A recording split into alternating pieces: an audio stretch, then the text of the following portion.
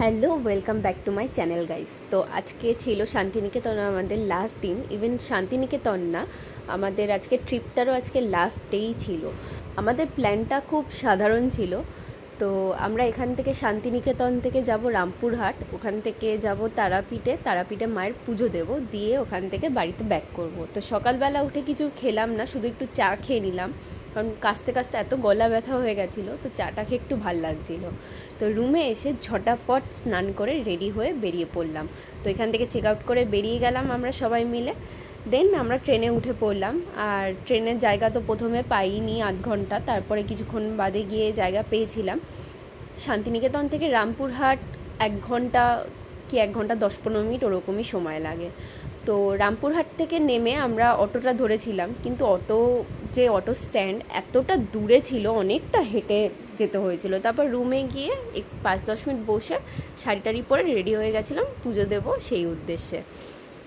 তো যেমন কথা তেমন কাজ, বেরিয়ে গেছি। আর রোদ তো দেখতেই পাচ্ছ, বিভৎস গরম ছিল তারাপীঠে।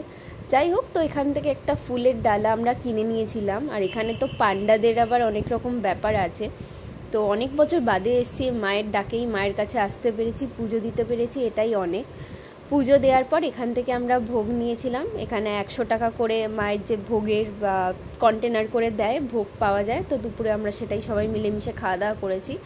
খুব ভাল লাগছিলো মনটাতে, মানে আলাদা একটা শান্তি ছিল। তো বসে চুপচাপ খানিক্ষণ বসেছিলাম, আর এটা প্যাক করে নিয়েছিলাম, বাড়িতে নিয়ে যাবো। আর যেখানে আখের রস সেখানে আমি তো আছি। আখের রস আমার খুবই প্রিয়, আর তার মধ্যে এরকম গরমে যদি একটু আখের রস পাই আর কি লাগে। তো এখান থেকে আমরা গেছিলাম ল্যাংচার দোকানে, অনেক রকম ল্যাংচা ঘুরে তারপরে একটা দোকানে ফাইনালি এসেছি। তো ওখান থেকে একটু বাড়ির জন্য ল্যাংচা নিয়ে যাচ্ছিলাম। আর এই বড়গুলো দেখছো 70 টাকা করে এক একটা পিস। তো যাই হোক, রুমে এসে একটু চেঞ্জ করে চোখে মুখে জল দিয়ে কিছুক্ষণের জন্য একটু রেস্ট নিলাম। রাতে ট্রেন ছিল, তো খাওয়া দাওয়া যেহেতু হয়ে গেছিলো, তো ঘুমিয়েই একটু রেস্ট নিয়েছিলাম। তারপর ঘুম থেকে উঠে রেডি হয়ে আমরা বেরিয়ে পড়েছিলাম চেক আউট করে। তো একদম 12টা কি 12:30 ওরকম ট্রেন ছিল, ট্রেনের টাইম।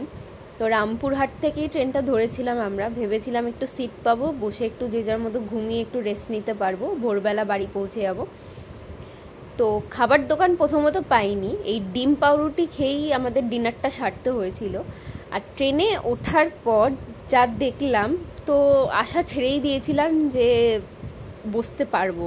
কিন্তু বর্ধমান পৌঁছানোর পর গিয়ে, যখন বর্ধমানে আমাদের ট্রেনটা দাঁড়ালো, তখন ফাঁকা হলো, সিট পেলাম সবাই আমরা। আর তারপরে বিগত অনেকক্ষণের জার্নির পর আমরা ভোর 5টার মধ্যে বিধাননগর রোড, এখানে আমরা স্টেশনে এসে পৌঁছেছিলাম। তারপরে আর কি অটো ধরে যে যার বাড়ির উদ্দেশ্যে। আর রাস্তা দিয়ে যখন যাচ্ছিলাম, এত ফাঁকা রাস্তা, একদম শুনশান পরিবেশ, খুব সুন্দর লাগছিল।